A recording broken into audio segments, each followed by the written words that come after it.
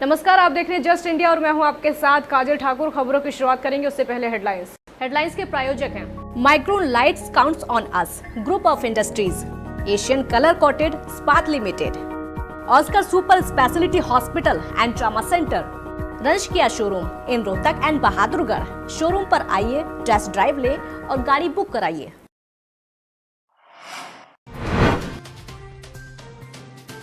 Corona मरीजों के मामले में भारत ने चाइना को पीछे छोड़ा। देश में कुल संक्रमित मरीजों की संख्या 85,000 के पार। हरियाणा में 850 के पार पहुंचा आंकड़ा। हरियाणा में पहली बार एक दिन में कोरोना से 2 की मौत। राज्य में कुल 13 लोग कोरोना से हार चुके जंग। सबसे ज्यादा फरीदाबाद में हुई 5 मौतें।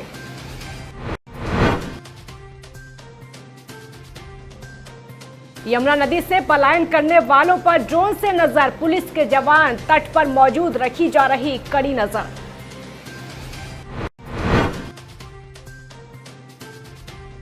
और रोहतक से करीब 1000 प्रवासी मजदूर अपने घर के लिए रवाना। शनिवार सुबह 25 से ज्यादा बसों के जरिए भेजा गया उत्तर प्रदेश।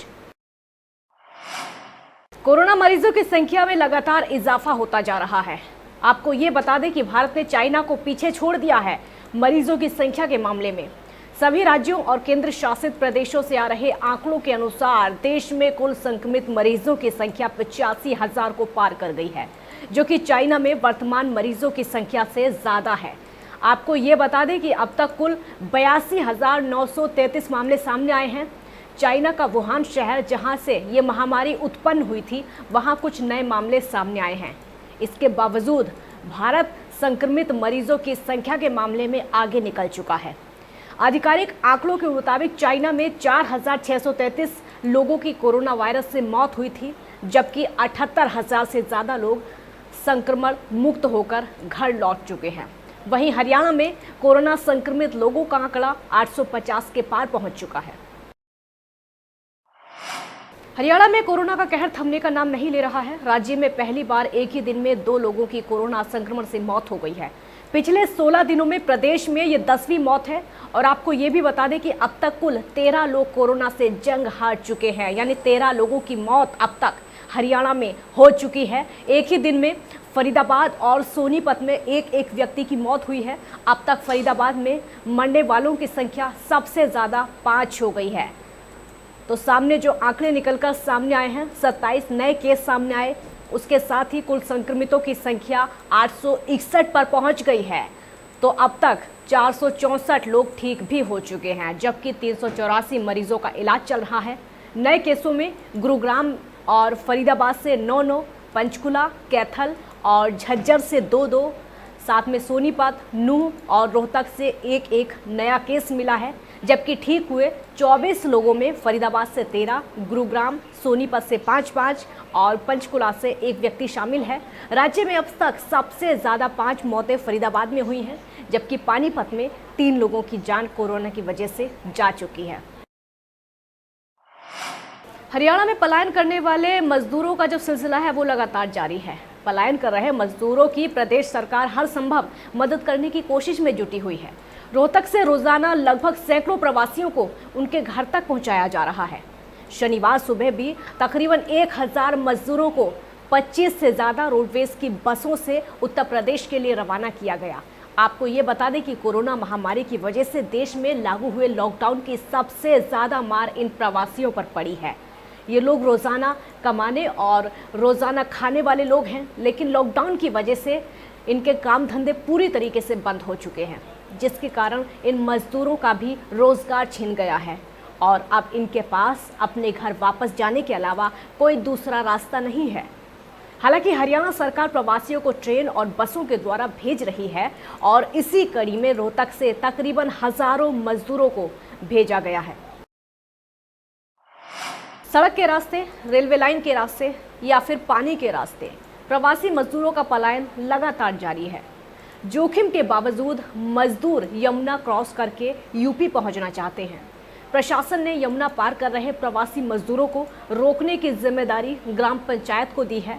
यमुना तट पर पहरेदारी की जा रही है और यहां पहुंचने वाले लोगों को समझाया जा रहा है, लेकिन मजदूरों में घर वापसी का जुनून सवार है। एसडीएम गौरव कुमार का कहना है कि प्रशासन ने प्रवासी मजदूरों के लिए रहने, खाने और उनके घरों को भेजने के सभी इंतजाम कर रहे हैं। इसीलिए मजदूर अपने गृह राज्यों में वापसी के लिए पैदल ना चले, लगातार इंतजाम भी किए जा रहे हैं। पंजाब से पलायन करते हुए साइकिल सवार मजदूरों का जत्था यमुना नदी के किनारे पहुंचा और उनका कहना है कि जिस कंपनी में वो काम करते थे वो बंद हो चुकी है। फैक्ट्री मालिक ने तनख्वाह भी नहीं दी है। अब उनके पास खाने तक के पैसे भी नहीं बचे हैं। वापसी के लिए रजिस्ट्रेशन किया था, लेकिन कोई जवाब नहीं मिलने पर उन्होंने साइकिल से अपने गृह जिले कटिहार वापसी का फैसला किया है। मजदूरों ने अपनी साइकिल कंधों पर उठाई और यमुना नदी में उतर गए। तो कहाँ से आए आप लोग? जलंधर। कहाँ जाएंगे? MP मध्य प्रदेश। MP मध्य प्रदेश जाएंगे। कब चले थे जलंधर से आप? इधर हम इतवार को चले सर। इतवार को चले थे? हाँ जी सर। सब ऐसे साइकिल पर ही सामान है? हाँ जी सर। कितने हैं सदस्य आप लोग? 12 बंदे हैं सारे। बच्चे भी हैं? हाँ जी, बच्चे सारे।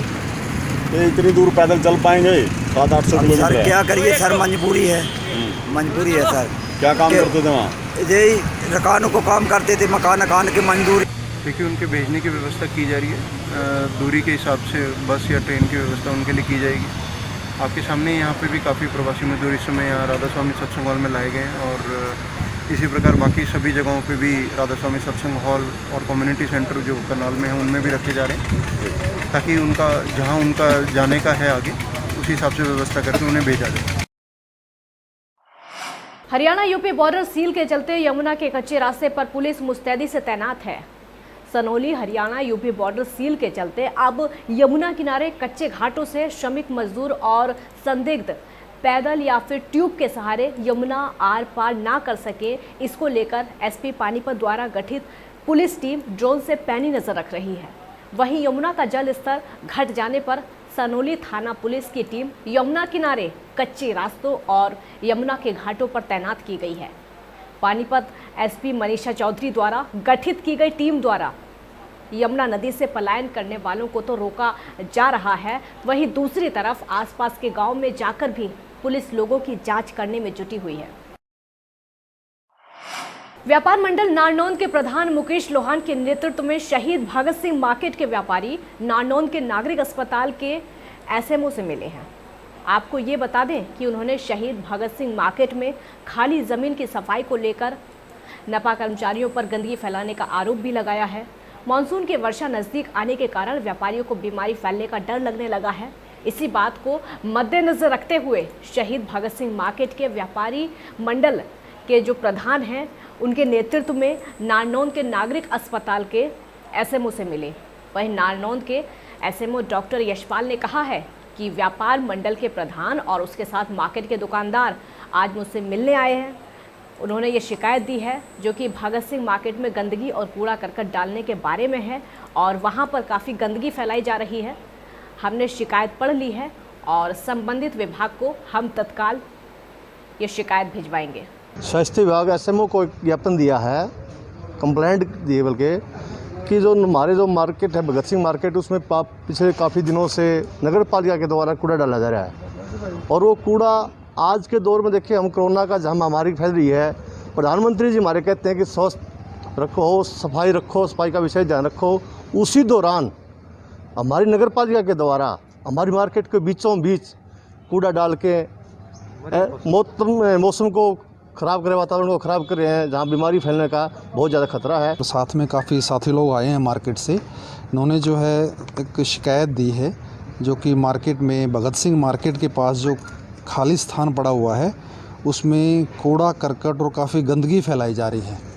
तो ये संदर्भ में हमने देख लिया है इसमें, और उसमें जिससे संबंधित विभाग से शिकायत है उसको तत्काल हम जो है भिजवाएंगे और साथ में लिखेंगे कि इसमें स्वास्थ्य के साथ भी कोई कॉम्प्रोमाइज़ ना हो लोगों के साथ, तो जल्द से जल्द कोई अन्य जगह चिन्हित करके, ताकि आम व्यक्तियों को कोई बीमारी जो है उसकी वजह से ना लगे।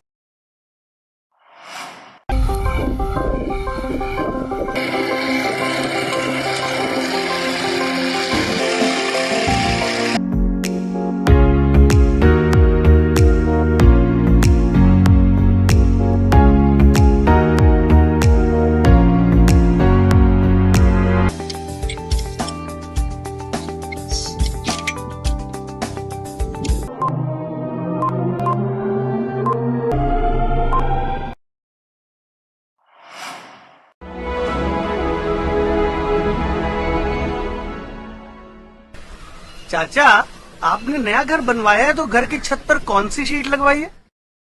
बेटा, मैंने अपने घर की छत पर एशियन शीट लगवाई है, क्योंकि वो कभी न मिटने वाले ओरिजिनल निशान की चादरें हैं। साथ में ISI का चिन्ह, 5 साल की वारंटी के साथ साथ पैसों का सही मूल्य देने वाली वही इकलौती शीट्स हैं।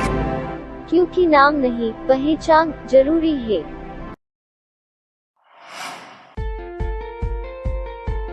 Be Fast Fit, India's fastest growing fitness chain, now at Rohtak D Park and biggest fitness club. Services like cardio, full strength and free weight stations, CrossFit, group classes, aerobics, yoga, Tabata training, high intensity training with professional trainers, steam bath and sauna bath. Be Fast Fit, be the best of yourself.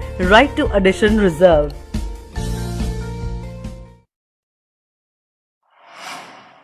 Welcome to John Wesley Convent, a prestigious, renowned and remarkable school of Rohtak. Excellent learning environment, standardized infrastructure and experienced faculty, well-formed robotics lab, well-equipped science labs, world-class computer lab, well-stocked library, digital smart classrooms, excellent sports facilities, best transport service.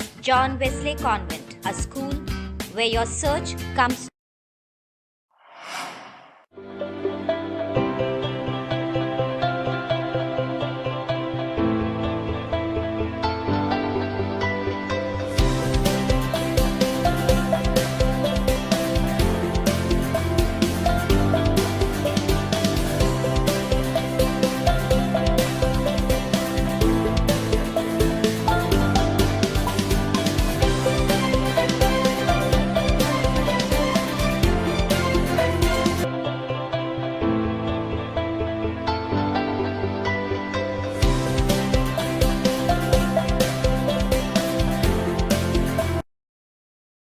खबरों में फिलहाल इतना ही। देखते रहिए just India.